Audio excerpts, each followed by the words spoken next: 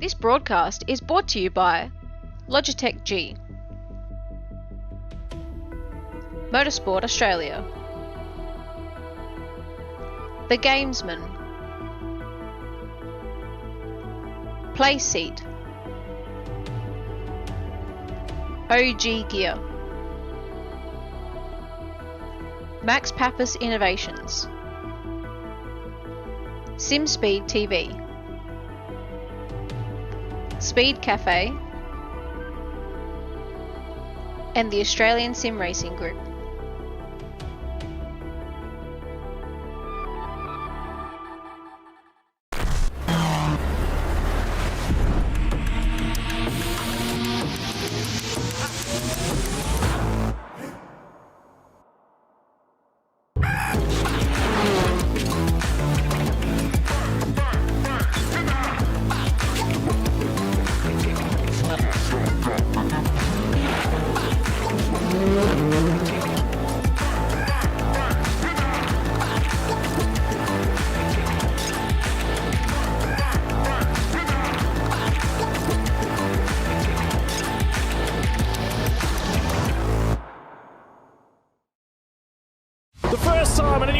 The first time in a new formula, here we go! Oh, look at him throwing wide too. There's contact. Oh, he's going to hold on to it. He's alongside the final spot on the podium. They don't swap paint. I don't know how. They were right next to each other. Here they all come. Still 2x2. Bomb drafting going on. A little bit of whack. Contact. They've all gone away. No way. They all got away with that one. Can you believe that one?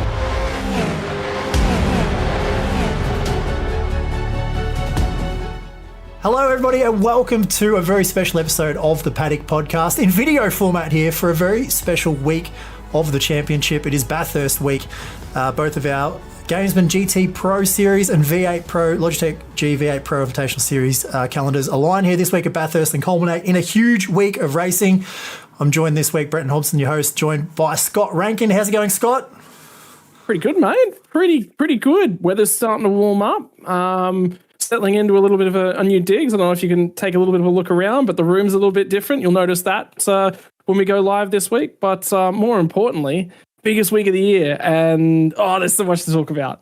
There's so much to talk about. It's so exciting. We've got a massive show for you guys this week as well. Obviously, a very special one here in video format here live on the Thursday night. But we've got a massive show to cover. We've got heaps to talk about. We're going to spend a bit of time with some drivers tonight, go over a whole heap of stuff and preview the year that's been, talk a little bit about Bathurst as well. Obviously, we're going to talk to some of the guys from the Gamesmen GTPRO Series. We're also going to have a chat to some of the guys from the Logitech G8 Pro Series as well. Huge show for you guys, but we're also going to go ahead and do something really cool, Scott. This is a new thing for the ASRG. We're going to be doing a Hall of Fame, and we've got some inductions tonight. That's going to be really exciting. Yeah, I really like this concept as well. I've talked to, I think, about 4 or 5 different groups of people now about the concept at large, and pretty much what everyone sort of talked about is there are a lot of individuals out there in the community that deserve something. So that was one of the biggest comments that sort of popped out to me. I'm just happy when we get through the people and each one is read off, everyone's going to sit there and go, yep, that person absolutely deserves one. And I think that's probably one of the biggest statements. And that's what I keep saying to people, wait until you see who gets them on tonight. Because, hey, man, I'm excited. I'm so excited to be a part of just the whole process. To me, it's really, really cool and deserving, very, very deserving, I think, is the big key. Absolutely, and we're going to split them up throughout the night and break up the show a little bit with those inductions. And what better way to start than with one of those? Like I said, it is a milestone night for the Australian Sim Racing Group and for the entire community.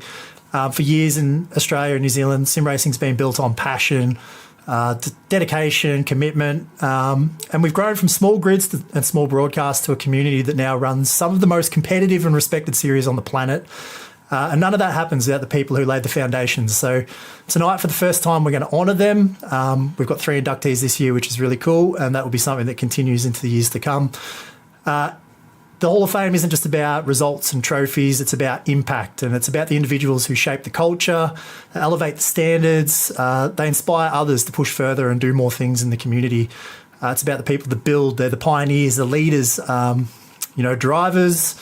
They're people that turn sim racing here into something real and something respected. So let's begin with the man that needs no introduction to anyone who's familiar with the Australian sim racing scene. Congratulations to Madison Down.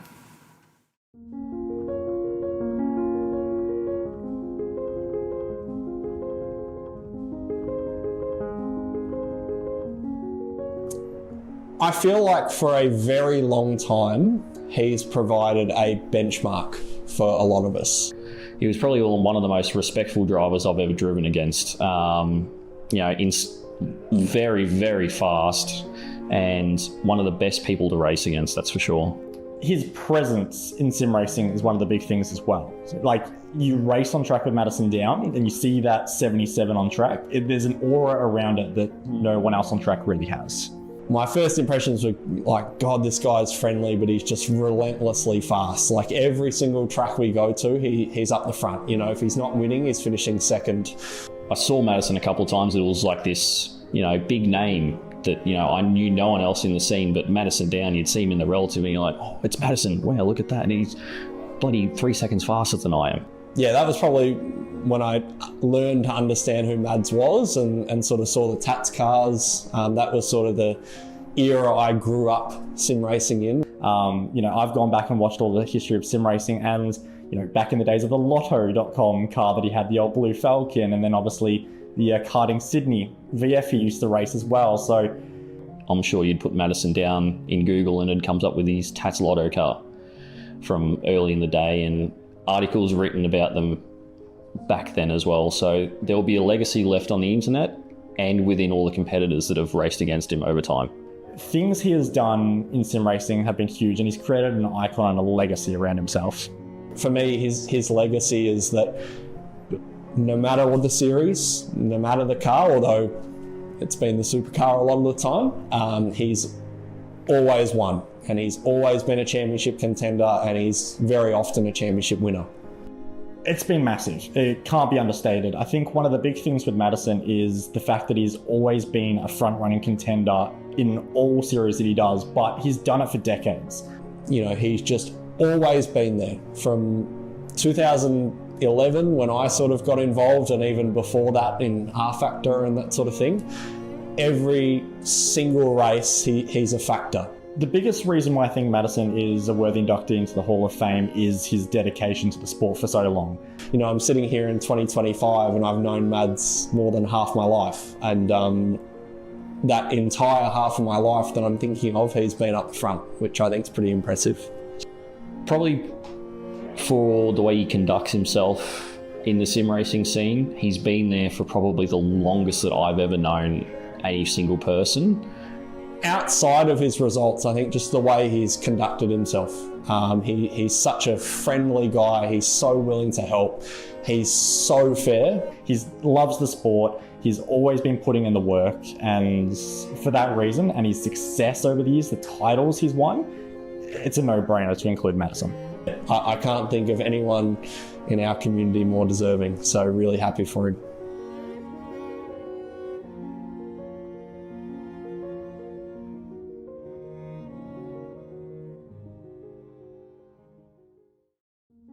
Wow, this is just such an incredible honour to be included in the Hall of Fame for ASRG and sim racing in general. 15 years ago, I got into sim racing simply through a love for car racing and just competition in general. And honestly, I couldn't have imagined where sim racing would go across that 15-year period that I've been involved, and to have obviously a lot of success, some championship wins, but also to build so many friendships with teammates, but also competitors as well. To meet so many amazing people and have those memories that I'll never forget has truly been amazing. The community's given me so much, and I've tried to give back a little bit where I can as well with some coaching and VRS platform work that I've done. But overall, I just love seeing people enjoy sim racing and getting the most out of their driving, and obviously that's something that I really love myself, so I love seeing others get that as well. It's opened doors that I never could have dreamt of as well. I've had the opportunity to drive so many awesome race cars, thanks to so many people for making that happen, and thank you to all of the sponsors that have helped open those doors. I've truly enjoyed it and continue to enjoy the real world connection that sim racing has. To my sponsors and my family, my teammates, everyone that supported me through the last 15 years. There's been countless long nights and a lot of hard work that's gone into it. So sim racing's been a massive part of my life. So thank you to everyone for the recognition. It truly means a lot, and I'll continue to see you all on track. Thank you all. Hi guys, Lockie Dalton here from Tickford Racing. We're in our wildcard Gen 3 car. Something really cool, what we've got here is our MPI sim wheel. So configured with our Logitech button box.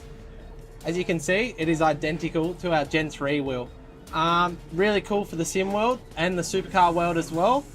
Can't wait to get home and use this. As you can see, you can nearly configure this exactly the same as we would have our supercars. So exact same material, something I'm really keen for.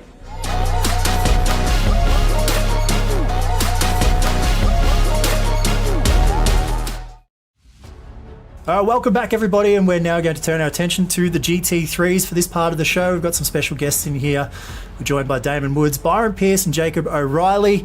Scott, I'm looking forward to talking to these guys. It's going to be good fun. It's been an awesome year for GT3s. It's been a cool thing for us to come and do GT3 racing this year, and I've enjoyed it. I'm sure these guys have too. They're all doing a great job in the series so far. We've got lots of stuff to talk about, but I think maybe we'll just start with the first question and go from there. I might go to you first, Damon. Just wanted to get your thoughts about the competition level in the series this year. For the inaugural season of the GT3s, how have you seen it? How have you felt like it's been this year? I mean, from the Australian side of things, I think it's pretty competitive. I mean, you look at OSR 12 hour, it's more or less the same guys that are rocking up and doing this as well. So that's really good. Obviously, I'd still love to see some more competitive teams up the front. So I think we're looking at maybe six or so teams that are genuinely front runners, and then it kind of dies off a little bit. But I mean, we don't have the depth in GT competition here, so in reality, it's really not too bad. But yeah, compared to the supercars, we're looking at the top 15, top 20, where it's quite stacked. It's lacking a little bit, but other than that, I mean, it's pretty good. I can't complain. It's been a good season for us, and it's been a good opportunity to go, I guess, our skill in GT3 cars on a bigger platform.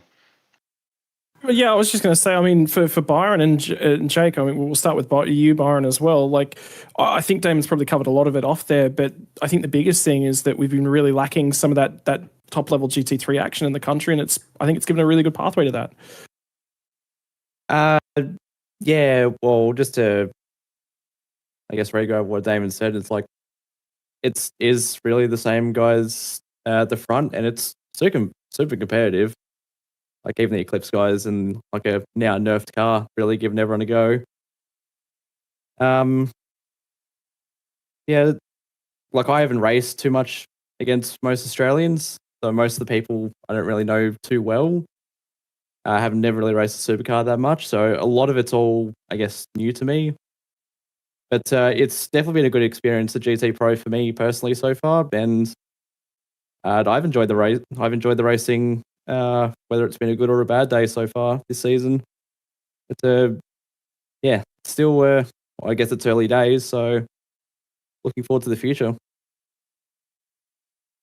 And then, Jake, I think for you guys are probably a little bit further ahead in the championship than necessarily you would have expected. But, at the same time, there's been front results, there's been backwards results. You've walked forward, you've walked backwards at different points. And you guys are now in a three-way fight for that second spot in the championship as well, which has, I think, been an interesting thing for the year. Yeah, definitely. I think looking back at this year, I think, Josh and I definitely exceeded any expectations we had at the start of the year. We came in sort of so if we can pick up a couple of top 10s, we'll be really, really happy. And it's just sort of, bloomed to a really, really good year. Josh has driven out of his skin, and I feel like we've had a lot of races where, he's sort of taken the lead and been really, really quick, and races where the other is true, which is always satisfying. Well, I think it'd be cool actually just to sort of circle back around to something that you mentioned, Byron, which was the nerfing of the cars mid-season. It was really interesting for us this year to have a massive overhaul of the GT cars halfway through the championship, and obviously the pick and stick sort of rule that we've got applied with two different drivers. I might go to you first again, Damon, about it, because what are your opinions of that? Like, first of all, just the way that the series has been set with that pick and stick rule to start with. You can pick two cars for the season and you're locked to that. But then, from your perspective, the change midway through the year with what's happened with the overhaul of the cars and how that's affected perhaps you guys in particular, but just overall, your thoughts about that on the series? I mean, I like the pick and stick rule. It forces teams to really think about what car they want to run for a season. So even with IMSA Esports, which I'm doing as well at the moment, we were in a similar situation with what car we wanted to select to do the car shootout for.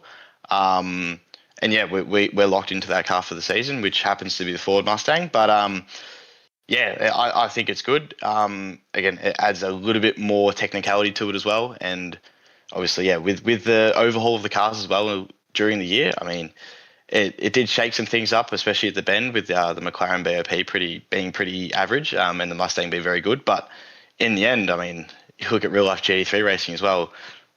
Bop ebbs and flows, and you can't really do too much about it. If you get a set bop, then you got to run with it. And we see plenty of times we go, Spa 24. Some teams might be really good in quality, and then they get slammed with extra restrictor and some more weight, and yeah, they're nowhere in the race. So in the end, it's GT3 racing.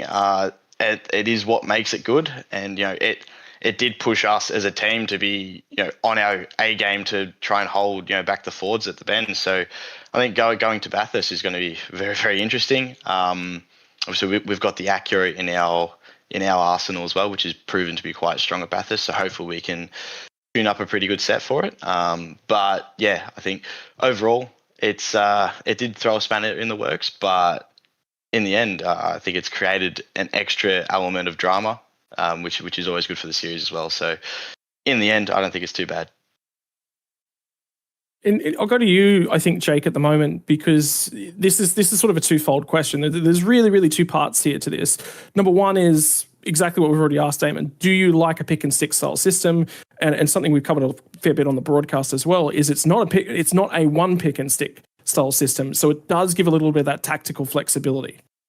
Yeah, I think that was a really, really good decision too. I think if you're going to do a one car pick and stick, you probably, I think, need to supplement it with something like a consistent bop race to race. I know series like IVRA, which is another one that we're in at the moment, does that. And it means you get really good variability on the grid too in terms of seeing all cars. I mean, if we look back to the OSR 12 hour this year, we had Acuras all up and down the grid. So I think that having the pick and stick is good. And I think having two cars sort of allowed that. And then I suppose moving forward, we probably won't have that spanner thrown in the works like we did this year when we had the full-on build change. But yeah, I mean, look, it's been fun. It's been added in some extra challenges, and that's all part of it. And as well for you, Byron, I mean, would you prefer a system where you are stuck into that one car? Is it perhaps three cars is better than two cars? Like, again, we've obviously got to throw this element of the massive overhaul, and it has to be stated, massive overhaul in the middle of the season. You take that away, I guarantee you half the field would be a lot happier with the two car system than they are at the moment. I think three cars would be a bit excessive for the 6-round series, but I mean, if it was a one-pick series, I wouldn't be too fussed with it because I'd probably just choose the Ford anyway. I think the two-car system's good all round. If you're not going to have like a bop round to round, it throws some variety out there. But I'm kind of indifferent to whether it's 1, 2. Well, I think really don't. Go ahead. I think you'd be happy, like you said, with the Mustang. And I was really impressed from the start of the year because you guys, like us, I think you and maybe our car and only one or two others were in the Mustang early in the season prior to the update, where obviously now a lot more people have been using it. But that's one of the things that I was really impressed about at the start of the year was how good you guys were in the Mustang in those first couple of rounds when it was considered to be not as strong of a car. So you're a little bit like us in my car, where we've sort of lucked into a favourable bop since the big change with the cars. But I'm curious, and again, I'll circle back around to you, Damon, because I want to talk a little bit about Bathurst. So first question I want to ask is, what do you think of having Bathurst as a season finale, track to end the season with? And then, I want to talk a little bit more about like qualifying in the race and stuff as well. But firstly, what do you think about ending the series at Bathurst? I mean, to be honest, I don't really care where we end the series. Obviously, Bathurst is a bit more respectable for the Australian community.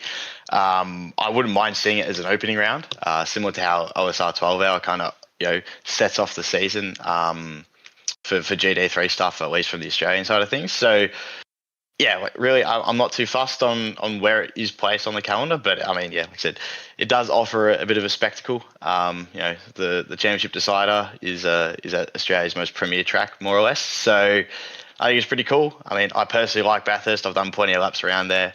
We're on good form as well. I think we're on for I think we've won 2 in a row OSR 12 hours, going for a 3-peat next year. So yeah, we're in good form there. We love the car that as well, with the Acura, which is most likely what we're going to end up in. So like I said, if we can tune up a good set for it, we're going to be on the money. Byron, obviously, you were mentioning about the 12-hour as well earlier on in the year, and the potency. Having not access to the Acura. We're obviously talking quite heavily about access to turbochargers when we head to Bathurst, and what's available in your pool and confidence levels with that. Aim for Bathurst for 12 hour, did you say, or this weekend? Yeah, both. I mean, both. Talk to me about both, because historically, obviously, and confidence heading into Bathurst, but then to use it as a season finale, and then the big discussion is anytime we go to Bathurst, particularly in the GT3 categories, having access to that turbocharger on the car, just for additional power on the straight lines, just been so critical, I think, over the last couple of years. I've never really thought too much about it. I've always just gone, here's the Ford, I'm going to try and make it work. I got P3 in the pre-qual for 12 hour this year, which I was happy with that. And this weekend, it's like, so what, we don't have a turbo, we'll just try and make it work. I doubt we'll beat Damo on that, but we'll give it a good crack. In terms of the crown jewel status as well, I think is really, really important. 2025 has been such a strong year for you guys. Would you prefer, like Damon's already said, I don't really care where this race is, I just want to sign the season off on a big note. Does Bathurst hold that extra little bit of meaning to you to finish this GT3 season? I do think Bathurst probably would be better as an opener, but then I wouldn't know what a good track a finale would be. It's a kind of a tough one. I don't mind it being the finale, but I feel like the OSR 12 hour being the opening to this series, that would be, if that were to be possible, would be absolutely mega. But as for a finale, I'm not sure what you could replace this with that would be suitable at the moment. Maybe Adelaide when it eventually arrives. I think everyone's pretty good to Adelaide. Yeah, Adelaide's absolutely up there. Everyone's excited for Adelaide, I know that for sure. I mean, Jake, over to you as well. Obviously, with the context of how things have gone this year, confidence level, happiness, you keen to be getting into Bathurst, also being in 2 cars as well, and it being such a crown jewel event in not just the GT3, but the V8 as well. Yeah, I love Bathurst. In terms of OSR, I think I've been cursed the last couple of years. Did it last year in the MP4. I think we were the only one on the grid. It was great in pre-qual, not so good to race in. And then last year, I think I pre-qualed pretty high. And then, shootouts haven't necessarily been my strength, and proved that again. But yeah, I just love racing around there. It takes, you get into a rhythm, and there's nothing quite like it. So I'm not quite sure what car we're going to go with yet, whether it's going to be the McLaren or the Acura. I'm thinking the Acura. We had a massive setup for OSR, but obviously with the big change, it's all sort of shifted. But I think probably the Acura is the way to go for us. But yeah, we'll do some testing and get Josh to put his big brain to it, and I think we can be pretty competitive. I'm interested to see what all the cars look like when we roll out at Bathurst. I think there'll be a few teams in different cars to what we've seen so far throughout the season, although sounds like it's pretty safe to say that the Areti car and my car will probably both be still in Mustangs. But let's pivot a little bit here, because we do want to get close to wrapping up this end of the segment. So a bit of a change of pace, and something I want to talk to you, Damon, about. Go to you first here with this as well. But overall, do you think that the inaugural season so far for the GTPRO Series has been a success? And then what would you perhaps change next year if it was to go ahead next year? Curious to get your thoughts on that. I mean, I've got plenty of stuff that I'd like to see from the Australian side of things in terms of GT3 racing. But to kick off, I think as an inaugural season, with kind of how it all came about, I think it's been I would call it a fairly successful year. The competition's been pretty good. I think it's been a good enough show as well for the spectators that you can warrant chucking on another season as well. So I think from that standpoint, it's pretty good. But I mean, in looking to 2026 and onwards, I mean, I personally would really, really like to see a sprint racing format. Obviously, following very, very similar to what real life racing or real life GT3 racing is with GT World Challenge and any major GT3 championship that gets run around the world is predominantly a 2 60-minute race, 2 driver format. I think that would be really cool just to see that real life alignment. And I know that format has worked previously internationally with another championship that ran, I think, maybe 3 years ago in Europe.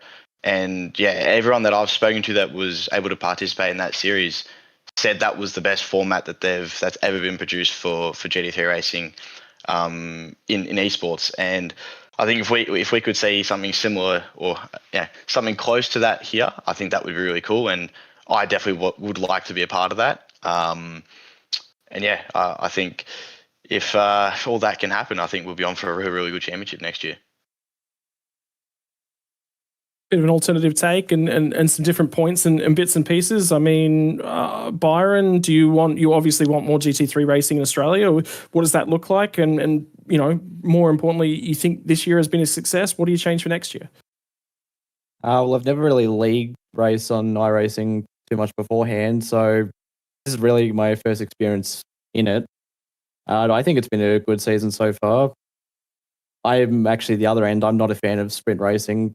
I honestly prefer the 3 hours, and I can even do like 6-hour races, but probably wouldn't be that entertaining for the audience to go that long. But but I think it's been a good opening season. And then Jake, I'm just going to ditto to you, mate. Are you happy with the way the season's been run? What does 2026 look like?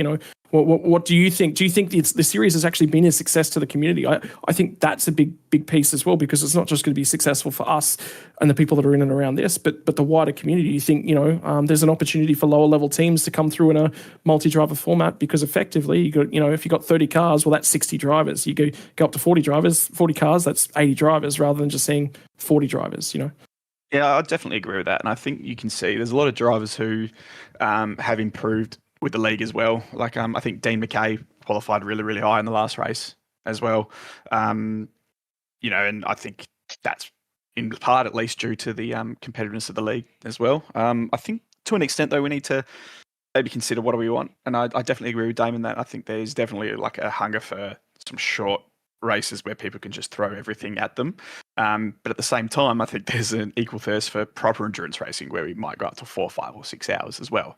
So maybe, taking some time to consider what do we really want out of a series. I think I like the 3-hour format, but I think that maybe there's a bigger thirst for in either direction.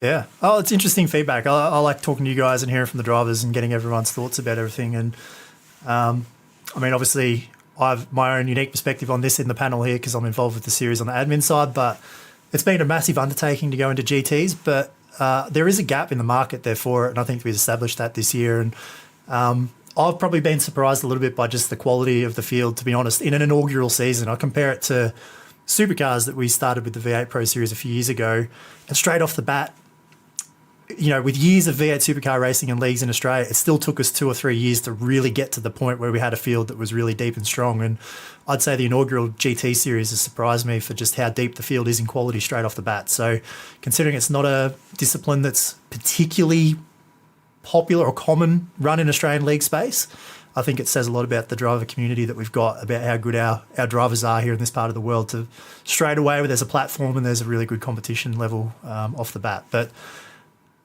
we'll do one more thing here, guys, before we end the segment. We're going to have a little bit of fun. One moment. I was going to say, this is a great opportunity. Just the fans along at home watching on your Thursday night, what do you think of GT? What are your thoughts? Let us know out in the comments, and not just Facebook, YouTube, the whole place, because it's really, really important.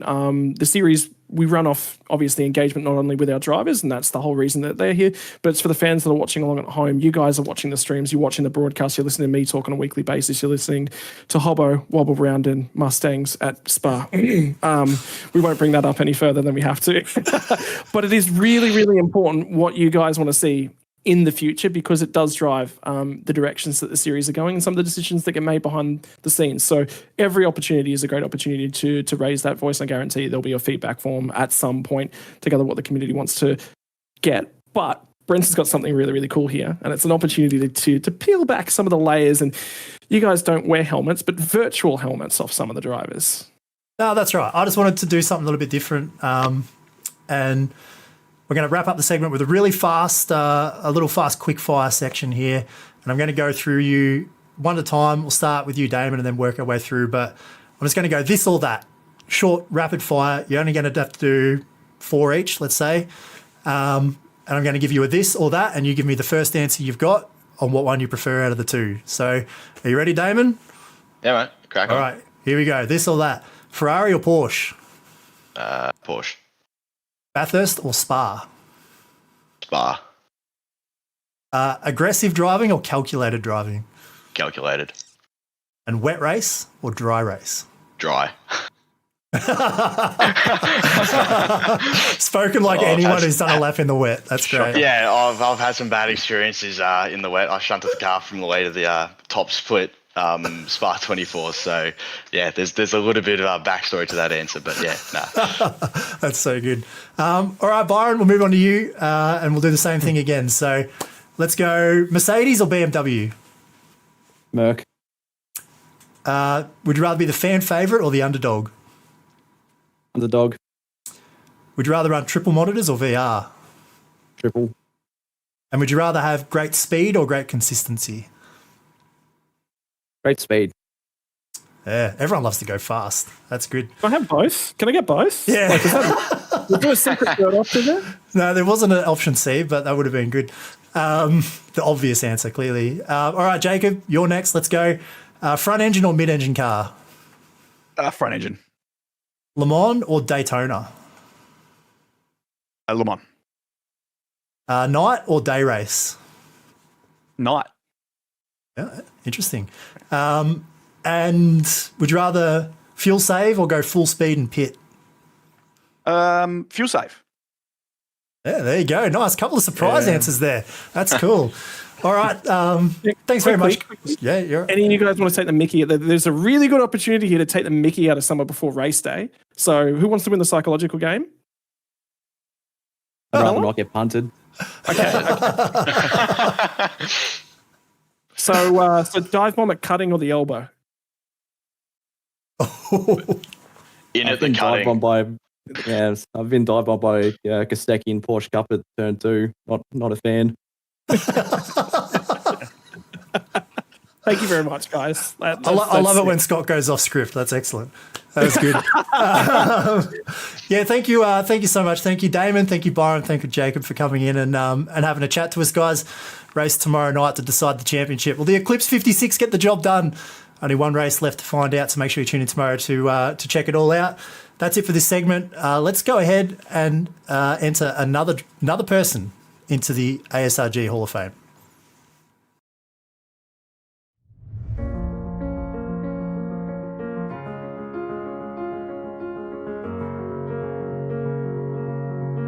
I don't think it can be measured what Jay's impact on sim racing is, but it is safe to say that sim racing in a competitive and global aspect in terms of the Australian landscape would not be where it is without Jay.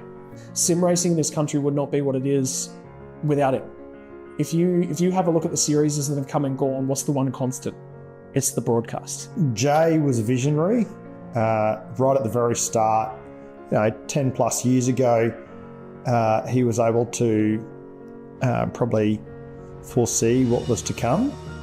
He brought racing to the TV, for me personally. He has broadcast so many events, so many races. From where Jay started, he's kept up to date with the technology available. He hasn't just slackened off. He's kept up and he's evolved with sim racing. When sim racing's evolved, Jay has stayed either with it or at times a step ahead. His raw level of intelligence in terms of the way that he goes about building things for the broadcasts. Dedicated, passionate, resilient. Pioneer, inventive, and loyal. Perfectionist. He's definitely perfectionist with, from the ASRG side, we see what he does behind the scenes and how he's always trying to evolve what he does, and his enthusiasm behind the scenes to make everything that he does perfect. I think really his impact is that how giving of his own personal time he is. I think what he has done has taken sim racing from a hobby for a lot of people and turned it into something that some people now have jobs from. So Jay's impact to sim racing isn't just here in Australia, but actually it's now global. And he has been recognised for that, and he should be recognised for that. His legacy will be the ongoing commitment to the community. I think Jay's a worthy inductee into the Hall of Fame because he has put in so much hard work behind the scenes over the years that some people will never see. There is no one else that has given the raw man hours that Jay has, and no one else will ever come close. He is a worthy inductee because of that, and his underlying passion has lifted the whole sport up. The guy never wants to take credit for anything, which is just, you don't see that anywhere. There's no ego behind it at all. It's not just, he's done one or two little things. He's lifted the entire sport up, and like I mentioned before, he's put it on a platform that wouldn't have been without him. He can read the race, he understands what's happening, he understands the ins and outs of sim racing, and he'll go down as one of the greats. He deserves this. I realistically cannot think of any other individual that is more deserving. We've had drivers come and go, and in that same period we've had one man there to capture it all.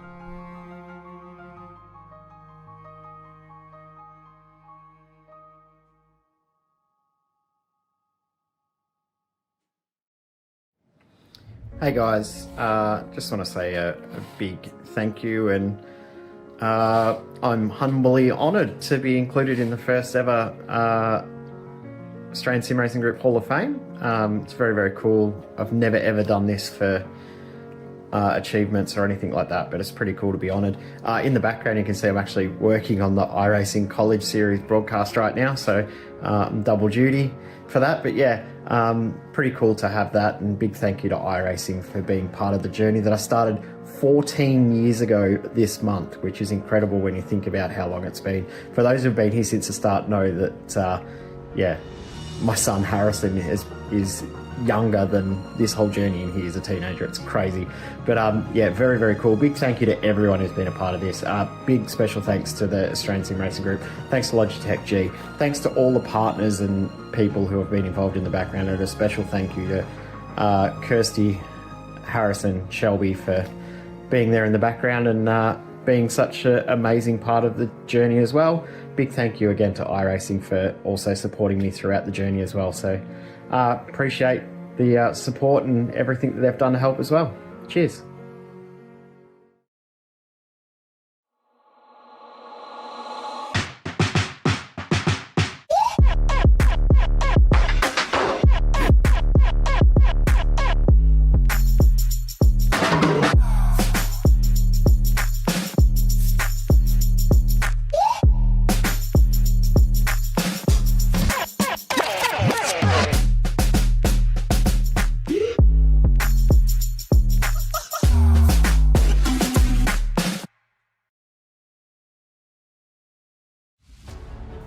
All right, everybody, welcome back to the next segment of the show. We've got some guys from the Logitech G V8 Series in here with us to go through some bits and pieces. We've got some questions, and we're going to have a bit of a chat about some stuff. We're joined by Zach Rattray White, Griffin Gardner, and Josh Anderson. It's going to be a cool section here, Scott. I'm looking forward to talking to these guys. Before we jump into some of the questions, though, I do want to quickly go to you, Josh. Congratulations, obviously, for having a great race on the weekend at Sandown, just gone. Nice win in the Toyota 86. It was awesome to watch. And I know all of us here, I'm sure, real thrilled to see you get out there in real life and have a good steer, have a good results. That was awesome for everybody to tune in and watch on the weekend. To bring it back around and make it somewhat relevant, I did want to ask, because the conditions to me were, well, they were diabolical, and I'm sure you'd agree, but I wanted to know whether or not your time in the preparation for the Sandown race actually helped you at all for racing in the wet in the 86, because for all the practice leading into Sandown, we spent most of our time practicing in the wet in our team. I think you guys probably would have as well. So tell me, did it actually help? Did the time in the sim racing around in the wet at Sandown actually help you when you had to go there in the 86 and drive around in the rain? 100%. Like, even with my background, like, I didn't really race go-karts much. I haven't raced in the rain that much. And I used to be pretty bad at racing in the rain until our racing got rain, to be honest. And I just drove the same lines that I drove in the sim, and it was pretty good. So, like you said, I think every team for the Logitech series put in, and Scops too, was putting in majority of the wet laps. And yeah, the way our racing models rain is awesome. Yeah, that's awesome. All right, Scott, we've got some questions lined up for these guys. I think I'll let you take it away from here. Fire away, and let's get stuck into it. Ando, obviously we've had a lot of opportunities to chat to you throughout the season as well. I think you're your own biggest critic because you're sitting second in the championship, but every time I've spoken to you, you've been disappointed with yourself. What's at this point in time, we've got 2 races left. One of them is the Bathurst 1000. Where do you rate yourself for 2025? Yeah, I always look at it like I'd almost rather come 5th, but be, half a 10th off pole and have a massive battle for first, than to come 3rd, but you got no chance pace-wise of catching the leader. That's kind of how I look at it. Like, because for me, pace is king. So, Phil Sell's been the benchmark in pace. We've been off him 2, 3, sometimes more, unfortunately, 10ths, and that's obviously disappointing. Like, we're all putting in work. So, look at it like you always want to be the fastest. So, and I like winning, and I don't like losing. Well, I really don't like losing, and I do a lot of it. So it's it's racing's a funny sport. Yeah, it's that team mindset meets self, drive to be successful. And I think that's part of the reason why we're all really, really addicted. I'll take a step sideways and have a chat to you, Griff. I mean, big thing for you this year has been obviously teams and shuffling around. Like your last 12 months, you're back to the privateer logo on the side of the car. Chiefs has been on the car. You've been a Lobs driver. We were just talking actually before we started recording this one as well about, defending for Luke Rosella this time last year for a win. But realistically, I think you look at 2025 and the results and you go, you know what? Given what we've been through, I actually kind of would be pretty happy with the results this year. Yeah, I mean, on paper, honestly, it hasn't been too much of a bad year. I've had 3 podiums, which is, it's a decent return. Obviously, I've had a couple races go begging, had a couple tech drums, which seems to be a theme of my career, basically. But apart from that, it's been a pretty solid run, especially the last probably 5 or 6 rounds. I've had a really good back half to the season, and this is normally when I do kind of make hay of the year. So yeah, no, it's been better the last half of the season.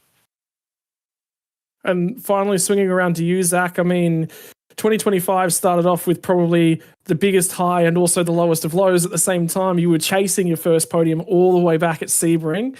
I think tonight for you is probably just going to be a walk back through the what could have been, what should have been, and when it does finally happen. But 3rd in the points. And you weren't a V8 supercar driver 18 months ago.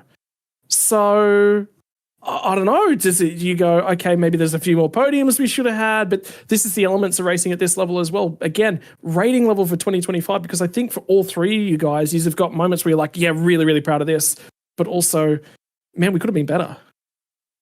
Yeah, obviously it's very difficult to be fast and up front in this field. You really have to be perfect at everything to make it really click. And I mean, I don't want to be too hard on myself, but at the same time, like, this is my 2nd year in the series. I'm not going to go and try and win the championship straight away. I mean, these guys have got so much experience, have been driving this way before the Pro Series was even a thing. So to be running 3rd is not too bad in my books. Can I just quickly interject? I wanted to ask real quick, Zach, to you, because your path and your trajectory has been sort of steadily going upwards since you joined the series. But I wanted to ask about Phillip Island, the pole position. Like, how big of a moment for you was that when you got that locked away at Phillip Island? Yeah, it was a bit like the podium at Jerez. It was kind of just something I wanted to get. I mean,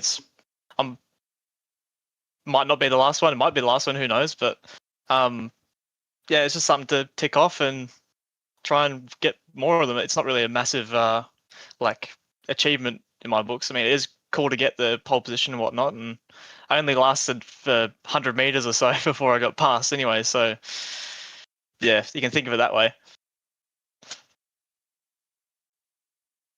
I think it's been rather an interesting year, and having the two of you guys from you, Griff, and you, Zach, in here and working together on setups and everything away from the track. Like, everyone, it's really, really difficult for me because I don't have enough background into how putting these cars together and how putting that sort of stuff together goes, particularly when this is the first year of a new generation of car as well. But there's a lot that goes into things behind the scenes to get a car, to get something that rolls off and it is quick. What's the partnership been like? Because again, Griff, there's a really good opportunity with everything. You've worked with so many different people over the last 18 months in terms of setup building. What's that relationship like between yourself, the Chiefs guys and the Eclipse guys at the moment, and that partnership working behind the scenes to get a race car ready? Yeah, obviously, it's, not repping anyone at the moment, but lucky enough to still be working with all the same crew. Obviously, James and Dylan from the Chiefs, and Zach and Damon and all the guys at Eclipse as well. And I think we've been very lucky with all the work that Zach's put in. Zach's done a lot of the heavy lifting this year and it's been extremely dedicated. So I think, like last round we had 3 cars that should have probably finished on the podium. It was, all that stuff is down to a lot of the work Zach's done. Just lapping and always making improvements. We've had a good start to the year and we kind of fell back a bit through the early middle, and then we've come on strong again. Phillip Island, the guy's really fast. Obviously Sandown again. So I think it's just been a group effort, but I think Zach should be really proud of himself with how much effort he's put in for all of us. Zach, I mean, anything care to respond? Because that's coming from Griff. That's a pretty big statement, mate, in terms of your hard work and everything, and not just in one car either. I think it's worthwhile pointing out this also goes into GT3s. This also goes into dirt sprint cars and stuff that you race as well. You are working on this stuff constantly. Yeah, I want to keep myself as busy as possible. Keep the race brain firing. As soon as you start kind of slacking a bit, it all kind of snowballs and you go downhill. But I think it kind of stemmed from switching from Vermilion straight at the start of the season. It just really kicked me into gear, kind of thing. It's like when everyone kind of trying to wrap their heads around the Gen 3, it was pretty important to try and get ahead of it before everyone else kind of figured out what the real go was with the car. So yeah, I think we made some good improvements throughout the year, but then like Griff said, we kind of slumped a bit, and yeah, we're trying a couple of things now that are working here and there, but yeah, everyone's improving, so you just got to keep going. That's a pretty good segue actually, because I wanted to talk a little bit about the Gen 3 cars, because obviously they're new for us this year here in the series. Keen to get your guys' thoughts about it. I'll go to you first, Ando. What do you generally think about the Gen 3 car this year, now that we've pretty much got a full season under our belts with them? Keen to get your thoughts about how the car is. And I think you guys at TTR particularly probably were a little slow out of the box with the Gen 3 car relative to some of the others, but you guys have found your pace again in the back half of the season. So you've probably had to work really hard during the mid-season to get back up to speed where you guys probably wanted to be. Yeah, we have. Sorry, my voice is a bit cooked after a relatively happy yesterday. So I remember at Navarra in the official series, Mads did the race and qualified 12th in the soft race, which he thought it was a good lap. So we knew we were a long way out of the window pretty early on when the car came out. And yeah, we've had to put a fair bit of work in. Like even rounds like Red Bull Ring, I qualified 19th and it felt like it was a really good lap. And obviously it wasn't. Like Red Bull Ring was pretty close in the times. Like I was like 0.3 off, but that's not a very long lap, right? had good race pace, came forward to 6th, but like we were on struggle street. Like we really didn't have the pace at all, especially in Q trim, and we've had to just really learn.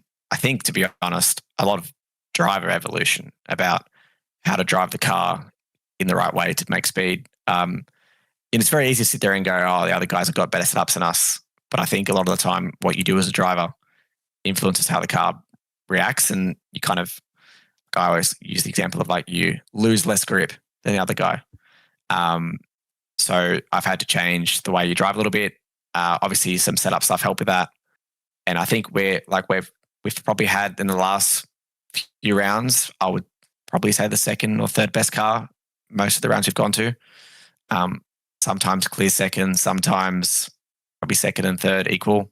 We haven't had the pace to match fuel cell, but we're working on that. But yeah, like I personally, I enjoy the car. I think it drives. I've driven a V8 supercar for a very short amount of time, and it was one of the older ones. But I felt like it drives more like what a V8 supercar should. Like it feels a lot more responsive over curbs. It flows over curves a lot better for my mind. Like the old car felt quite stiff in weird spots, and I didn't really feel like it felt that great. You know, it's got less downforce. Some could argue the racing's worse, but I overall like the car.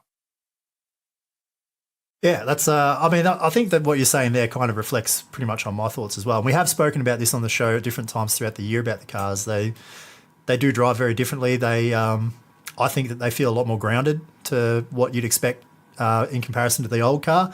And then we talked a little bit about, you know, probably the unrealistic draft model in the old car and how that probably created better racing, but was probably less realistic to what you'd expect in the real life. And these cars are a lot harder to pass. You're right. They're difficult to race, but to drive, I personally think that they're a lot nicer to drive than the previous gen car and iRacing particularly. Griff, I'll go to you. Sort of same question. What are your thoughts about the car now that we've got almost the full way through a season? Yeah, I do enjoy the car. I think it's obviously brought. I think if you compare, you know, where the series was at last year and where we're at now, I think it's definitely closed the gap amongst all the teams. Like the margins are a lot tighter, and obviously with, you know, things in the car like there's no wing adjustment, you know, damper controls been minimised a lot more, things like that. The gaps have really narrowed down and the windows have closed a fair amount. So I think it is, you know, there is a lot of the driver probably means more in this car, but I still think, you know, setups are important. And I think the thing that's really been boosted in this car is tyre management, temp management specifically. Obviously, the tyres in iRacing are mainly all thermal.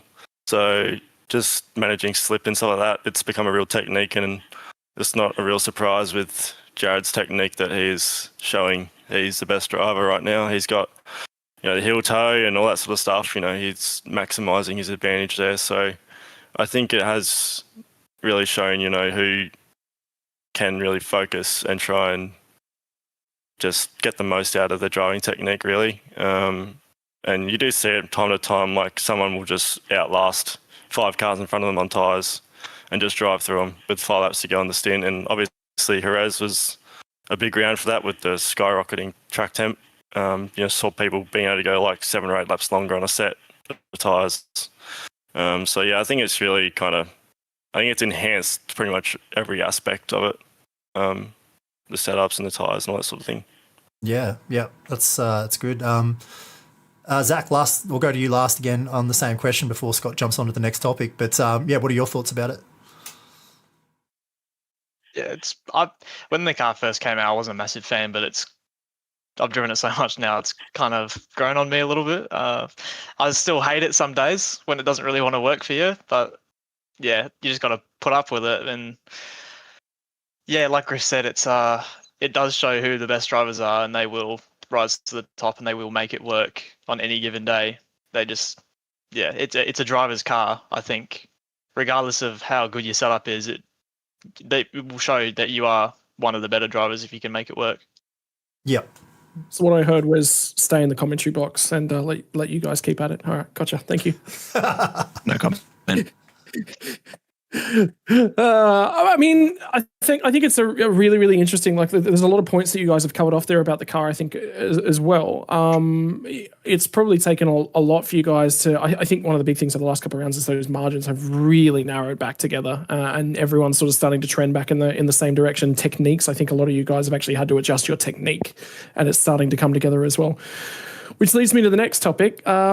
This year, the Logitech V8 Pro Invitational Bathurst 1000 comes right at the back end of the endurance racing calendar. And you've had a lot of 1,000-kilometre races now to get your head around the package heading into Bathurst 1000 for Logitech. So, I mean, Griff, confidence level heading into this weekend? Like we said, you were second last year. Is it one step forward this year? I mean, obviously that's the goal. I've had, got the podium at Sandown and heading in the right direction. Lucky enough to have Forzan as a co-driver, who's obviously everyone knows is very talented, and when he has the time to put in, he can be as good as anyone. So going pretty confident.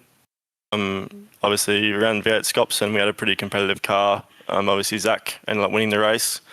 So yeah, I think we do go in pretty confident that, I think a podium is realistic expectation. Obviously, I think it's going to take a bit of a drama for the 94 car not to win the race. But as we saw last year with T-Mac and the car, anything can happen. So I guess we'll see. Zach, I mean, that's a big point. That's also worthwhile pointing out. I mean, you be coming into this one riding on top of the world, and I think that trend suggests, that's exactly where you're going as well.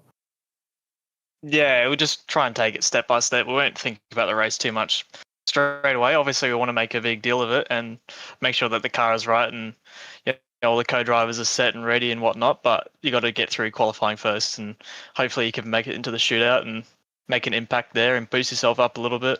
Obviously, it's a long race, and it's not the end of the world if you start at the back. I mean, the race that Griff was talking about there, I started last, so you can still do it from the back. Crazy sentence. 1,000 kilometres, 1,000 opportunities, I think is probably the best way to think about it. And Ando, I've got good news for you, mate. There is rain in the offering. I was having a look at forecasts based upon Google forecasts, of course. Remember, the weather forecast for the race is going to be generated a little bit later on in the week, but that's got a 45% chance of rain from midday to 6 p.m. in Bathurst this weekend. That could be right into your wheelhouse. Yeah, I think I feel like as a team we're pretty strong in the rain. It's like look at how Jake Maloney performed in the Scops Sandown 500 last week. So yeah, I love Bathurst. I have always been a bit of a Bathurst hot lap specialist when I was a young pup, but I've kind of got a bit of experience in the races now. Probably haven't had the results in the Logitech Series 1000s that I would have liked. Like I've had a few wins in the Scops 1000, but for just some reasons here or there, it hasn't really happened for me yet in the Logitech Series. But I feel pretty confident. Like I always go to Bathurst and feel pretty confident. It's the best track in the world, right? Like that last stint of the race when you're locked in and you've done 6, 10, 12 hours of practice at that track. It's awesome. It's an amazing feeling. So if it's wet, it's wet. If it's dry, it's dry. We'll just send it and see what happens regardless. I think that's really, really important as well is there's very few times where I felt on song in the sim compared to you guys. Obviously, you guys are significantly better than I am, but there is no greater feeling than getting into a rhythm mode at Bathurst. It is one of those tracks that once you get into that rhythm and you're in the zone, it is the best feeling in the world of sim racing. All right, finish this segment up. We've got some fun stuff for you guys as well. The good news is we get to get under each and every one of your skin. We've certainly got something lined up to rustle the old cage a little bit. So we're going to do some word association. And Zach, I'm going to start with you, buddy. Right, so what I want is I'm going to say a couple words here. Every single time I want the first word that pops in your brain, first thing that comes out, right? So that's quick fun. Have some fun with it. And we want to get to know a little bit more about our pro drivers. So first word for you, nice easy one, Bathurst. Shootout. Logitech. Pro Series. underdog. Griffin Gardner. Wow, throwing shade early. I rate you, Griffin. I think you're good, mate. Yeah, cheers, Andy. Yeah, it's all good, mate. Okay, good, because I'm about to serve you one back up. Headlights. Thomas McMillan. There's no one else that creeps into the back end of your brain at all? No. You sure? No one that flashed you in a GT race at any point recently? No, Nah. that never happened. I'm Good, talking good about to know. headlights. No. That never happened. I don't know what you're on about. Finally, rival. Damon Woods. Ooh, into team battling. I like it. Well, Griff, you've been thrown under the bus, so let's double down on that. You're up next. Thanks, Zach. Yeah, cheers, mate. Good, because I can quote that during the middle of the race. Zach Rattray White told me to call Griffin underdog. That's what we're going to call him all weekend. Skyline. Amazing. Favorite food? Samberos. Ooh. Playoffs. Good. Rainmaster. Not me. Co-driver. Not a chance. Important. Interesting heading into things. You already talked about how Forsen's going to be critical to your race, and I think that sets you up really, really nicely. Last opportunity. Do you want to throw Zach under the bus? I mean, I'll do the good teammate thing and just be nice to him. I'm not like that guy. Oh, you and Burst handed in the winner's scop, so you already did the nice thing. Well, that's right.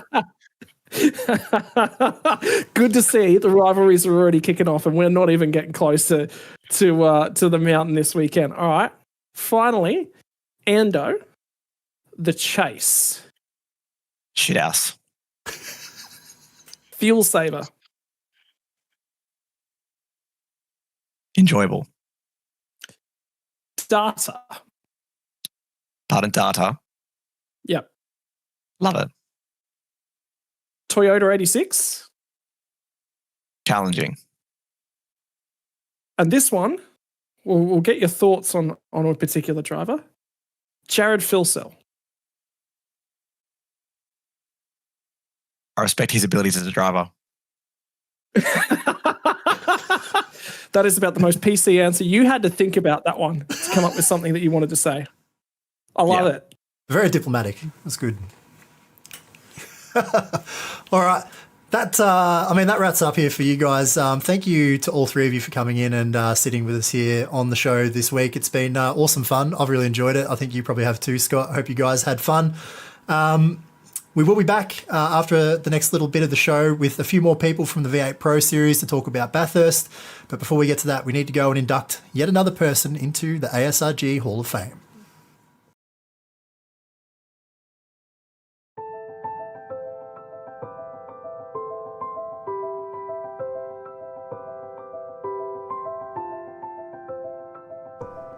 Well, Simon's a pioneer, and so everything that has come now in the Australian sim racing community, particularly with the V8s, has to an extent come off the back of Simon's back. So I've known Simon for 12 years now, and straight away he's been a pioneer with the introduction of young drivers into the sim racing scene in Australia, particularly on iRacing. My impression of him was just he's always a professional. My first impressions of Simon Black go way back to about 2020 when I first started doing ASR dev. But Simon himself is a very, very capable rally driver on the sim, has done some fantastic things. But here in Australia, he's probably better known for running the OSR. For me, what I sort of most associate with him is the OSR community. For me, that was back in my first few seasons as a supercar driver, was racing the OSR Dev Series. You know, with the Dev Series and OSR at the very start, he was able to identify league racing and Everything, all the league racing and everything that's come from it since then has really started with Simon. He was the visionary and the pioneer right at the very start. And that series was really the foundation that set everybody up to go and do other leagues, go and do other things. Don't forget, this is a guy who doesn't actually race. So there's nothing in it for him to have done what he's done. He just devotes himself selflessly and is willing to, take on feedback and just remain professional at all times. Not just hosting, but now within the Pro Series, he's also assists as race director, and he gives such good information, and he's so knowledgeable, and he's someone that you can fall back on and trust. Simon is so level-headed, so cool, so calm, so collective. Simon has been persistent with the OSR over the many years that he's been doing it. Committed, loyal, groundbreaking. Godfather. That would be the legacy. He's also just a good guy. So if you've ever had the opportunity to just sit and chat to Simon, and just his life story and how he conducts himself and how he remains calm, I think that he will go down as probably one of the most respected people in the Australian NZ community. He's the quiet guy in the background. OSR was such a significant package. And I said, hats off to Mike Korolev as well. Between the two of them, Simon and Mike worked so well together in what they introduced. And, with the Dev Series, they drew people in, and those people still race today. So, absolutely. There's a lot that Australian sim racing owes Simon Black.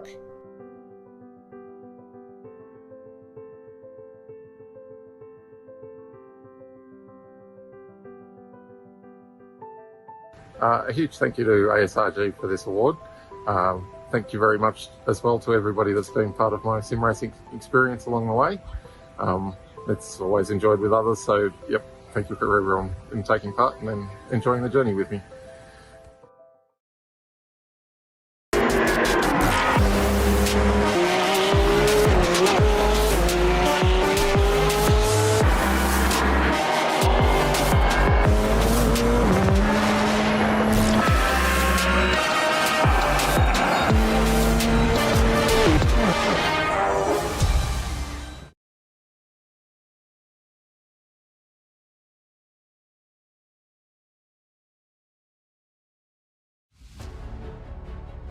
Welcome back, everybody, and we've got some more legends in here to talk about the Logitech GTPRO Series. We're going to probably focus a little bit more on Bathurst in this segment, and we're joined by Adam Briggs, we've got Bo Albert and Luke Rosella here with us now, and guys, welcome in. Thanks for jumping in with us here on the Paddock podcast, and we should talk a little bit about Bathurst, but before we open it up to everyone, we really need to go to you first, Luke, defending champion. So tell us, what are your expectations for this year? What's your preparation looking like? Pretty much the same it's been for the last 3 years. It's the biggest race of the year, so you naturally put the most prep into it.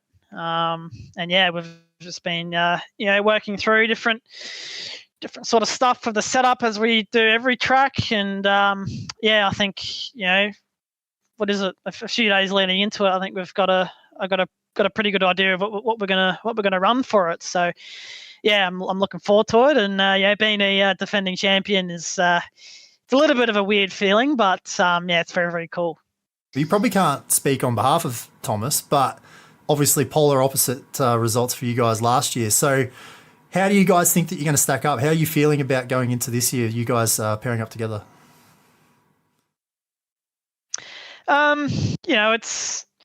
It's interesting for me because I've never had the same co-driver, for the next year. I've always had a different co-driver every year. So, but no, Thomas has been really, really fast. Especially at Phillip Island, he was, matching me and, keeping up with even some of the top end main guys. So he's been really, really good. Had a bit of a niggle post race at Phillip Island. Forgot to upload telemetry, which gave us a rear grid for Sandown. But no, he's been really good, especially now at Bathurst. Bathurst prep, he's been really, really good, and he's been really motivated, which is the main thing. He's had a few doubters this year about how he was going to go, but I think he's proven some of them wrong. But of course, he's got, always got room for improvement. So yeah, I'm excited to race with him. Yeah, well, eyes will be on. Obviously, you guys at Lobs overall are just flying at the minute. The team to beat. So there'll be expectations for you to come back and defend. And I think Thomas has been fast, like you said. So I think you guys will be in good stead. I'm interested to see how you stack up against everybody else on Sunday. Bo, I'll turn attention to you. Same sort of question, really, about your preparation or your expectations for Bathurst this week. You've obviously had a challenging year throughout, but overall, the underlying thing for me has been your pace has been really, really good. So for you, what do you feel coming into the biggest race of the year this weekend? Look, it's hard to know what to predict because there's just that many factors that come into it. Even the last two endurance races, I thought we had a fairly good idea on what was going to happen, and we got thrown curveballs both times. So you never know. You can only prepare as best you can. But look, with Rayner, I think it's probably the quickest pairing I've had for one of these races so far. So feeling good. Just got to get the car dialed in. Honestly, we don't know what the conditions are going to be. There's, it could be bloody hot, to be quite honest with you. So trying to keep the rear tires on it's going to be tricky. And yeah, we're just trying to think of every situation right now to prepare for. But come race day, there'll always be something to trip us up. So we're feeling good, but there's a lot of work still to do. Yeah, awesome. I'll go to you as well, Briggsy, before Scott, you can jump in and pick up the next topic. But obviously we're teammates, Briggsy, so I know a little bit about what's going on. But tell everybody at home what do you think your expectations are for Bathurst this weekend? Hopefully it's better than the last two Enduros that I've been through. So, I think we had a pretty good season leading up until, say, Phillip Island. And it's really no fault of ours, if I'm to be honest. Had a little bit of a glitch with a tyre that didn't want to change, which is a known iRacing glitch that hasn't really been resolved in quite a number of years. And then we had an engine pop at Sandown. So, we reviewed the data pretty thoroughly. We went back, 10, 20 laps. We didn't really buzz it, so we don't really know what happened there. We'll put in the same effort we've put into the last two Enduros, or really all season, is just trying to dial in a setup that we're comfortable in. This car's maybe a little bit more vague than the previous car in terms of telling you what it wants. So it's a bit more tricky to find the right mark. And the field spread is seemingly so damn close. I think it's much closer than Gen 2. So every little gain that you can makes a much, every 10th essentially is much more than it was last year. And I think that's a credit to everyone involved. And it actually makes the sort of achievement that, say, Bo's made from the front half of the season to the back half of the season very, very remarkable. In terms of what we're doing, we're just putting our best foot forward. I'm on the bubble, I'm 21st or whatever people want to call it.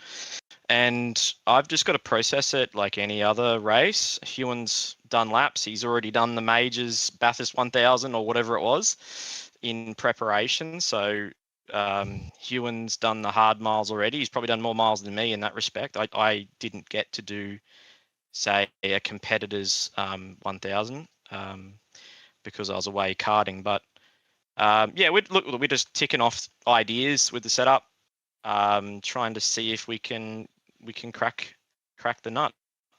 So, yeah. I think one of the bigger things is heading into this one. I think this is going to be a race where probably strategy is quite important. 120 litre fuel tank. It's not quite all the way out to the full 133 litres, matching obviously what the real world cars were looking at. Strategy wise, this is one of those ones. Sandown, it was sort of pretty bog standard. Phillip Island had one lap that was very, very critical, and that you guys could go, what's the sense? Is it going to be co-driver start, double of the main? Is it going to be main drive? Obviously for you, Luke, it's going to be completely different because you know that you're coming from the rear of the field. Are you going to start that race, I'm going to go grab 20 spots and then off to T-Mac and let him do his job? Or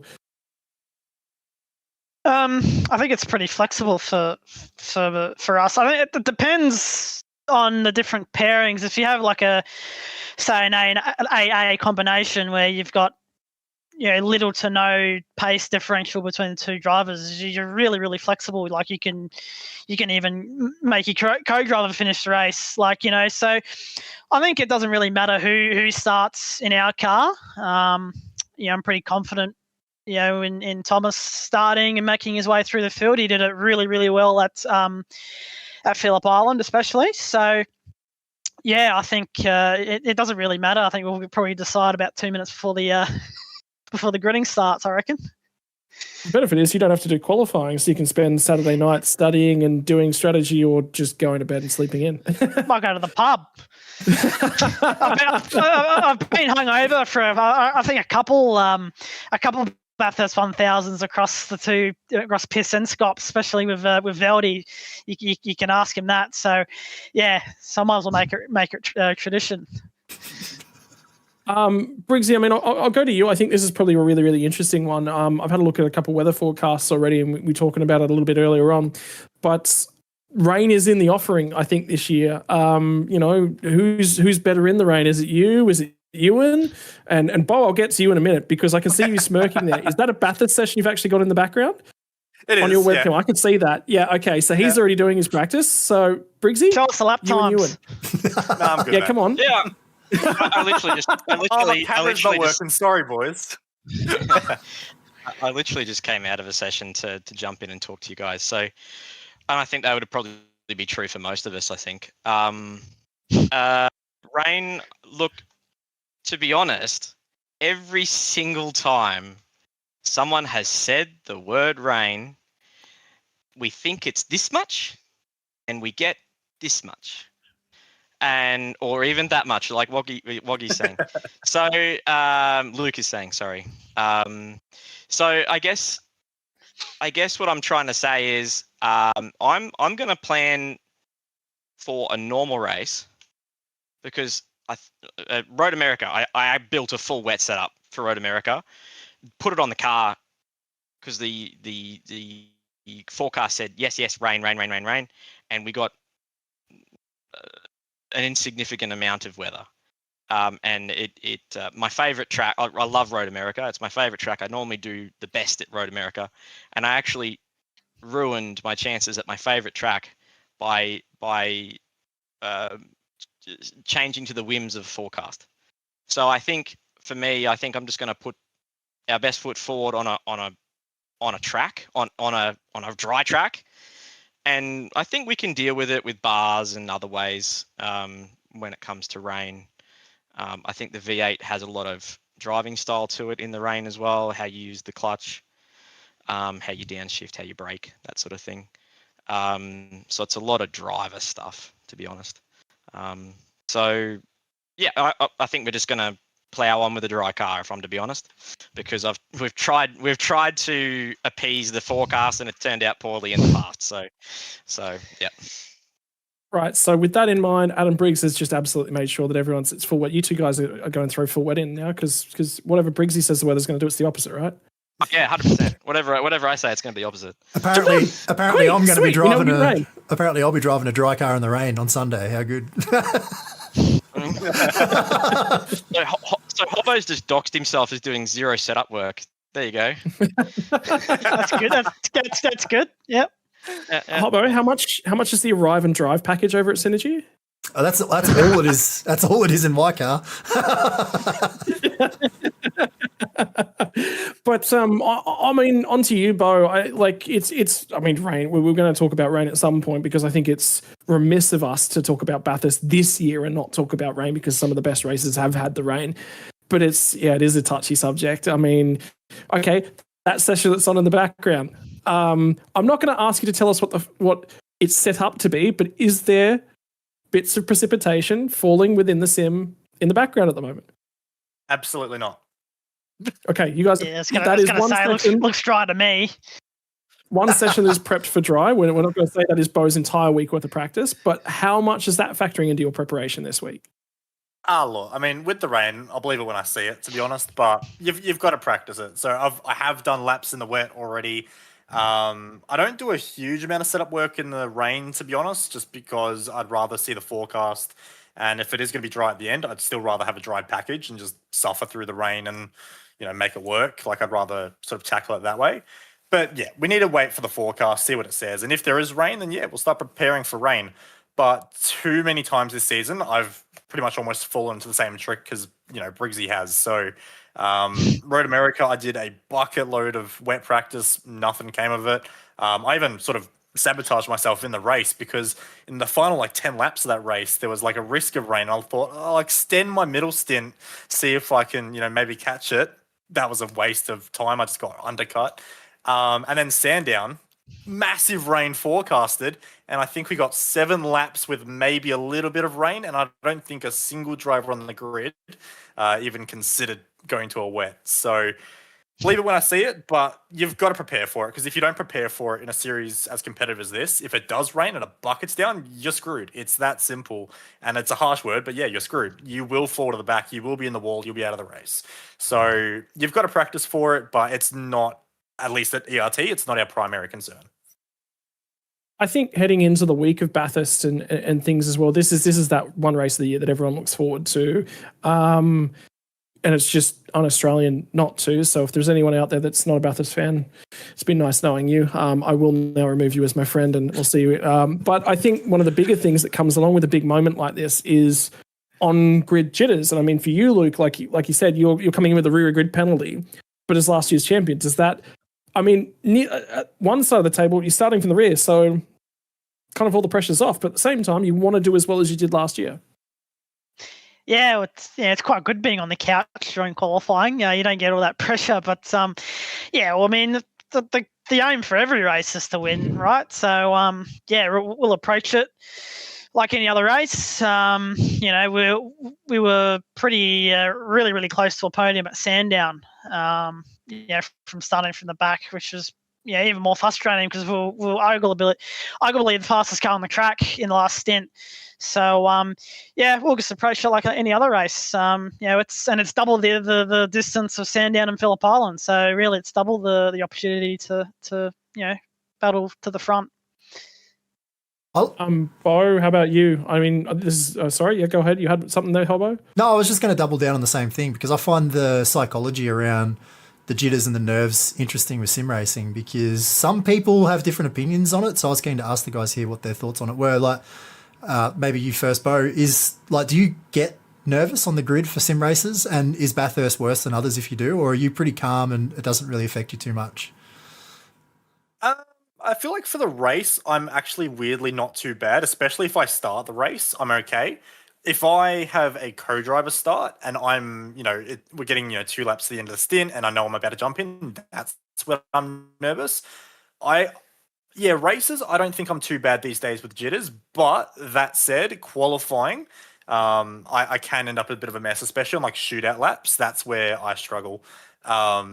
Especially if, you've got, now the first few sectors, especially here at Bathurst, that run down Conrod Straight, and you've got a good lap going, that's when I'm struggling. But no, race starts actually not too bad for me, surprisingly. I'll extend that question to you, Briggsy, as well while we're talking about it. Where do you stand on all that?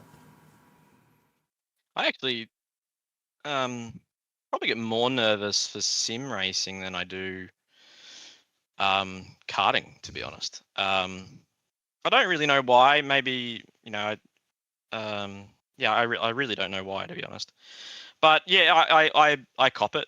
I think it's good though because you can temper yourself because there's a weird sort of draw of focus if there's a nervous energy, to be honest, and you can use that. So I don't necessarily see it as a bad thing. Interesting. And just we already talked to you a little bit, Luke, but just circling back on this specifically, where you sit with this on the spectrum of nerves and jitters for Bathurst particularly, but just in the sim overall. I mean, my opinion is if you're not feeling nervous before a race, a competitive race, I don't think you should be in it. I'm not saying, Bo, you should retire because everyone has different opinions on it. Everyone has different opinions on it. I've been around for a while, mate, but damn. No,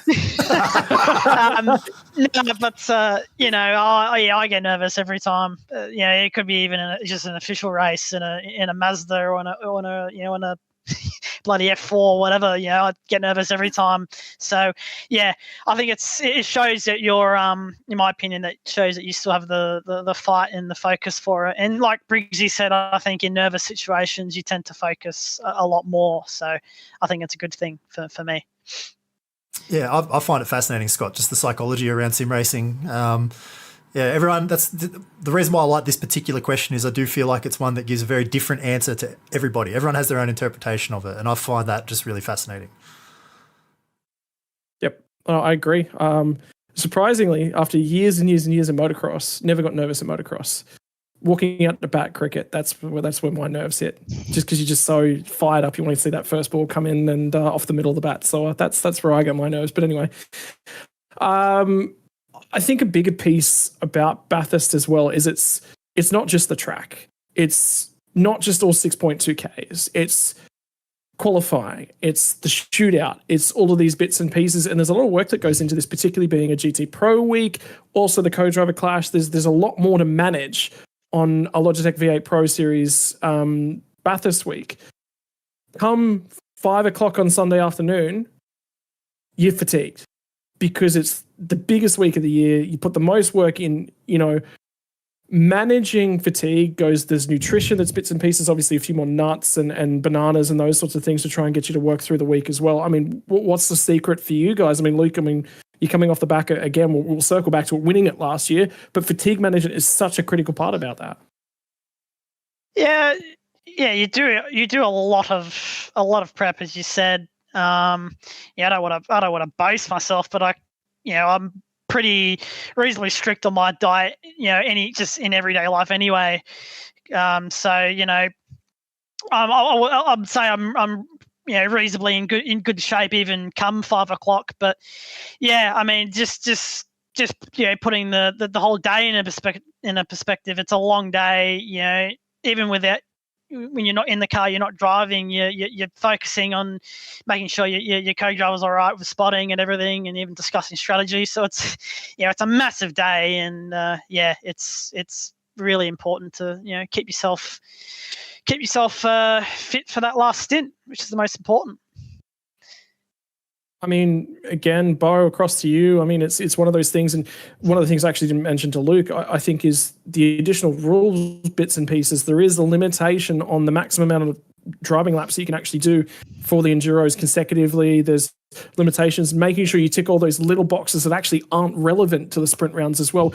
That factors into this, and it also means that you've got to do additional prep work to go, okay, well, if we pick here, the strategy will do this. It come in with a little bit more of a plan. Again, just more factors to go into it.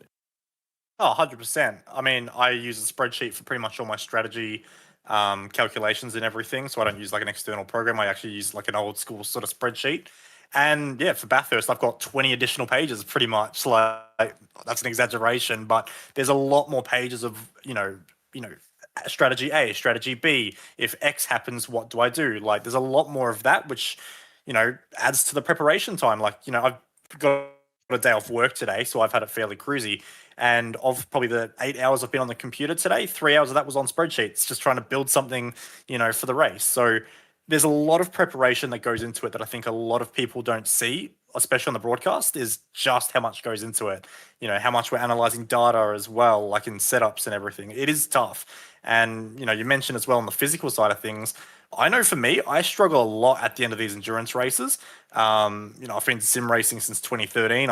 I've been doing it for a long time. My wrists end up really, really sore. So already, as of last week, I'm already trying to do management on my wrists, making sure, come Sunday morning, I've still got strength in my wrist to do 161 laps at Bathurst. So yeah, there's actually a lot more that goes into it than I think a lot of people realize. And yeah, physical demands, mental demands, it takes a toll on you. And yeah, better believe I'll be sleeping well on Sunday night. Mate, I'm going to quote you on that one because it doesn't help when some idiot goes straight on the chase in GT4 earlier on in the year and smacks into you. No. No, it doesn't. For those of you who don't know, Scott. yeah, I might have injured Bo's wrists all the way back in February this year. Might have happened. May have been me at the wheel at the time. Unconfirmed. But I mean, Briggsy, you've just come off 6 hours in a go-kart, or sorry, 6 shared hours, I guess, in a go-kart and an endurance race as well, and major success of that. Do you want to go grab the trophy now? Or do we do that later? No. Okay, you don't want to show that one on the stream? Okay, all right. We're going across the weekend, don't you worry. But come on, Briggsy. There's life in that as well. That's got to come in, and taking additional passions around things, I think, is really important as well. Sorry, what was your question? How do you prepare for the week? How do you manage the fatigue, particularly given the weekend that you've just had as well? I guess I am privileged that outside of sim racing, I have the ability through my past and present to do karting, and there's some remarkable people that make that happen for me. It's not a particularly high level. It's endurance karting. Which is essentially grassroots. But they do 6 hours, 12 hours, 24-hour races. There's actually a 24-hour race this coming weekend that I had double booked myself to do, which I've had to pull out of to do this. And it's the first time ever I've had a real life clash with a sim clash, and I've chosen sim over real life. But the fatigue side of things, I think you've just got to, for my mind, in the races that I've done, it's about choices. It's about having a clarity of mind to make choices. If you've got uncomfortable wrists, sorry to pick on Bo, but going on if you've hey, I gave you a G up. Now it's the other way around this time. So, but no, if you've got something that's upsetting you, wrists, for me it's ankles, right? So if it's wrists, if it's ankles, if it's something along that line, you've got to actually be in front of it, because if you're in an area of discomfort, you will make a bad judgment call, and it's just that simple. It really is. Very interesting. I think it's really interesting, Scott. Like, the people probably don't think about sim racing in such a physical sense, and like I said before, I find the mental element to it really interesting about nerves and controlling your emotions in that sense. But there is also that physical element to what we do in the sim as well, and it's not just sitting down and playing a computer game all day. It is a lot more involved than that, and a lot of people don't really, I don't think, understand, particularly when we talk about races like Bathurst with all those elements. It's a big week of build-up. There's lots of things going on. You've got qualifying the night before, then you've got a massive 161-lap race. It is very tiring in all those elements, mentally and physically. I think it's really, really important, though. There's a lot of elements there from the psychology. I have a lot of passion in the really, really nerdy elements of the universe, particularly Magic the Gathering. And there was at one point I was actually doing some psychological training to prepare myself for some big tournaments, which I never ended up going ahead, but I love reading the articles from. And one of the things they talk about is you're on a 10-hour day.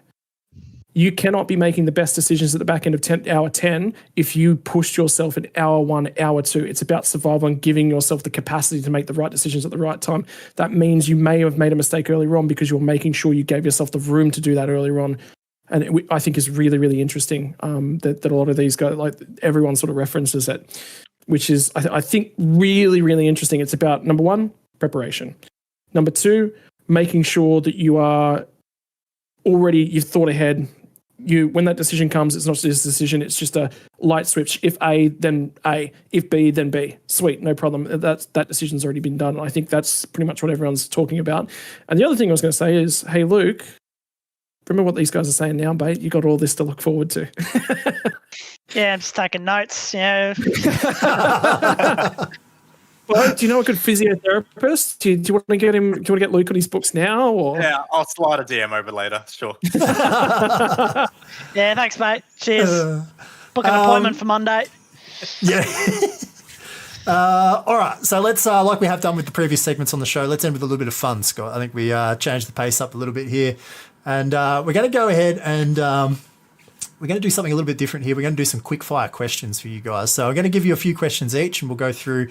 I just want you to give us your immediate answers, your first response answers to these. So we're talking about Bathurst, remember, for this. So if you get yeah, that's right. That's the plan. Let's get you guys under the bus. All right, I'll start with you, Luke. Let's go to you first. So tell me your favourite Bathurst memory.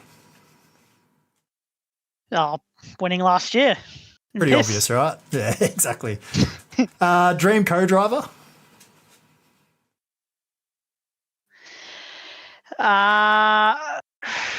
Brady Kostecki. Sorry, Thomas. And the best corner on the track?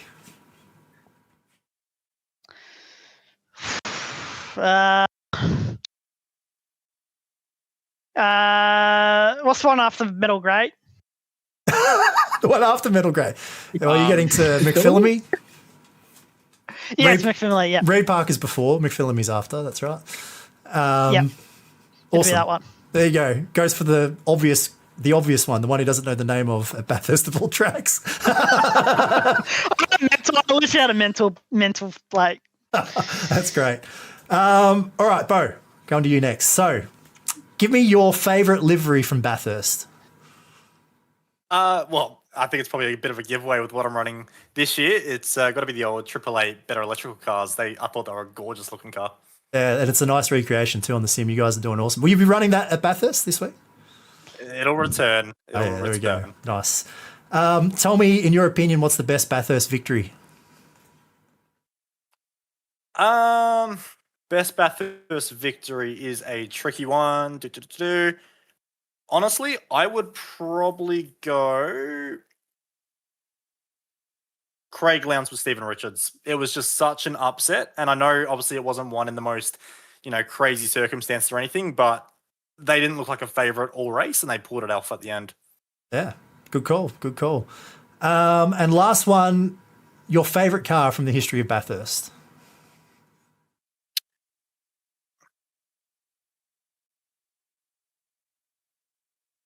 Again, it's probably a weird one. It's probably going to be a bit of a weird one again, but I'm happy to stick with it.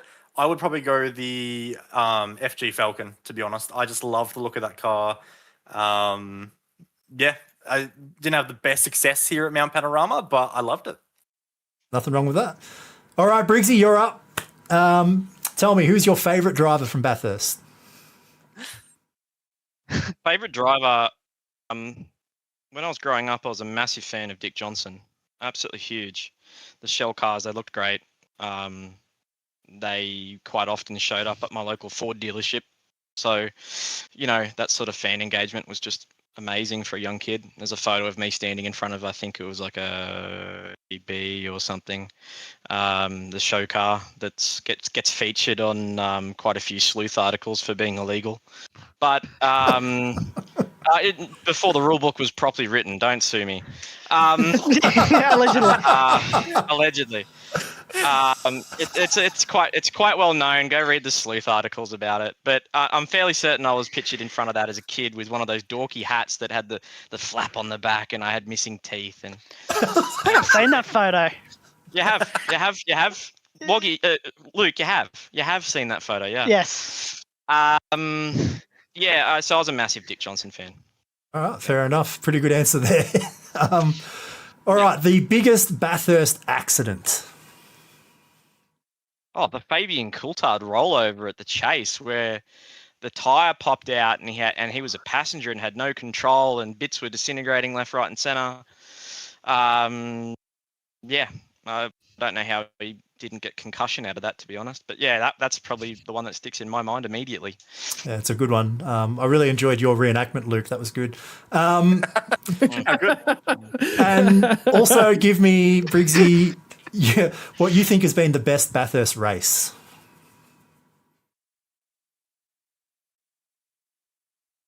I'm actually gonna say Chaz Mostert, Paul Morris. I think it was 2014, if I'm not mistaken. It was. Yeah. They started near last or last. The track broke up. It was pure theatre. Pure. And I as a young bloke, I raced and got thoroughly beaten by Chaz, as a lot of people did in karting circles. And for me, it was a great thing to see personally. So that race had everything for me. It was a good one. It was. If I was to answer that question myself, I would have also said 2014. I think it was the best race in the history of Bathurst. So, all right, that wraps it up, guys. That's it. Really appreciate you guys all coming in and having a chat with us here on the show this week. And best of luck to all you guys on the weekend. We're going to take a quick short break right here, and when we come back, we'll wrap up the show, Scott. We are gaming fanatics. Our goal has never been to just play games. We think it's much better to feel like you're actually in the game. This feeling is what drives us as we create world-class gaming chairs. Our one aim, give you a brand new gaming experience. Help you move in perfect sync with everything on screen. Make sure you're having a ton of fun. It took us decades to achieve this, and we're still not satisfied. Every day, we wake up to get better. We'll never stop designing the very best to help you be your best. When it's all said and done, our job's only done if you're in full flow and focused on your victory. May you win, and win big.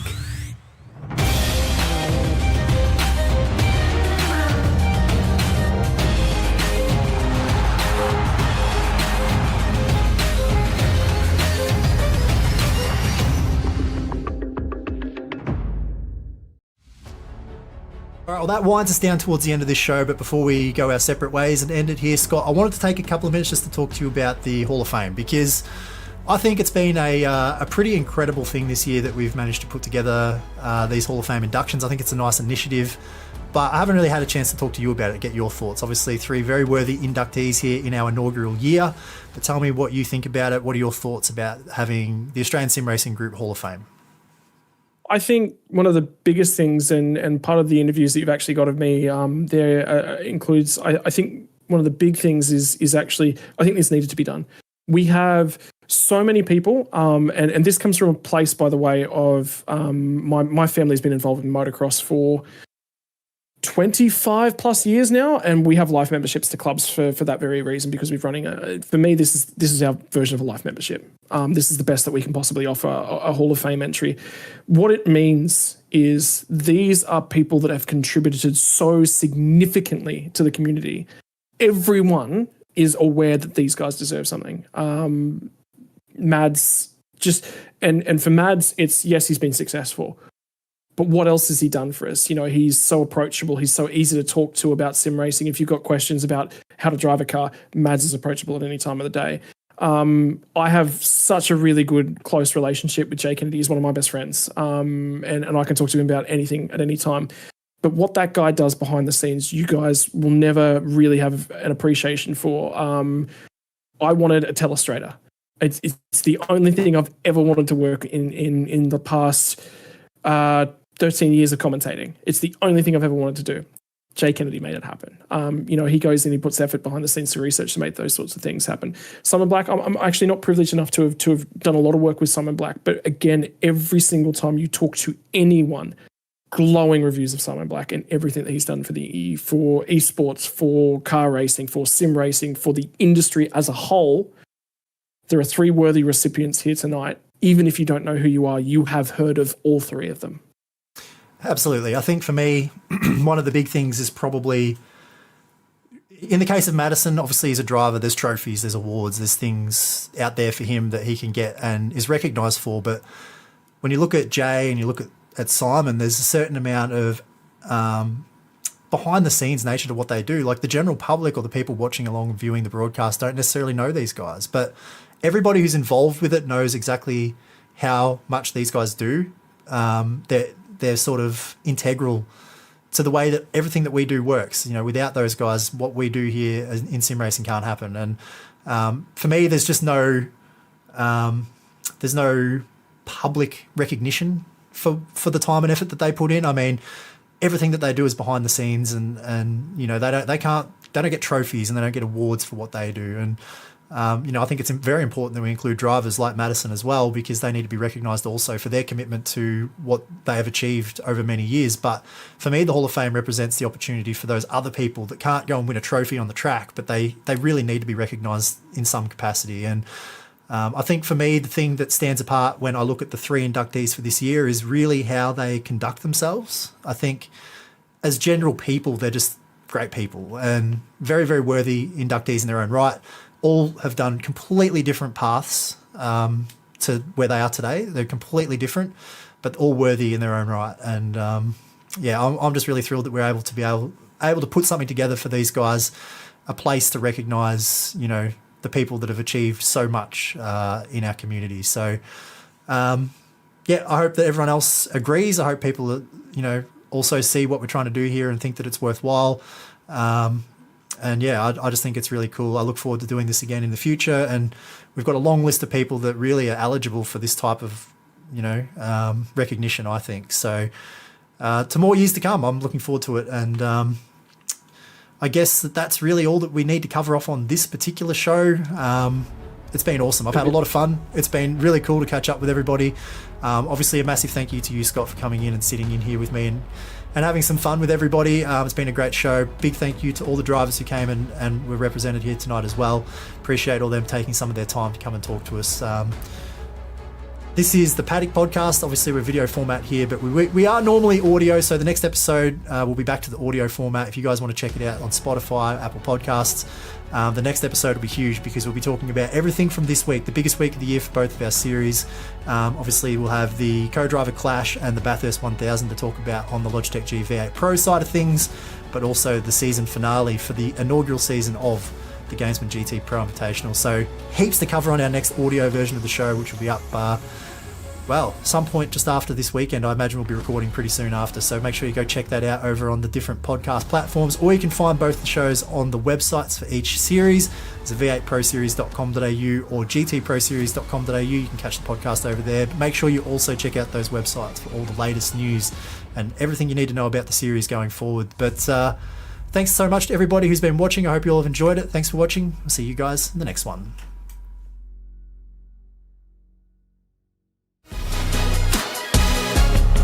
Hi guys, Lockie Dalton here from Tickford Racing. We're in our Wildcard Gen 3 car. Something really cool, what we've got here is our MPI sim wheel. So configured with our Logitech button box. As you can see, it is identical to our Gen 3 wheel. Really cool for the sim world and the supercar world as well. Can't wait to get home and use this. As you can see, you can nearly configure this exactly the same as we would have our supercars. So exact same material. Something I'm really keen for.